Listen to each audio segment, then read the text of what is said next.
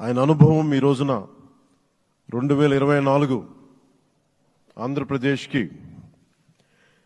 NDA కూటమి తరపు నుంచి ముఖ్యమంత్రి అభ్యర్థిగా శ్రీ నారా చంద్రబాబు నాయుడు గారి పేరుని జనసేన పార్టీ పక్షాన నుంచి మేము బలపరుస్తున్నాం.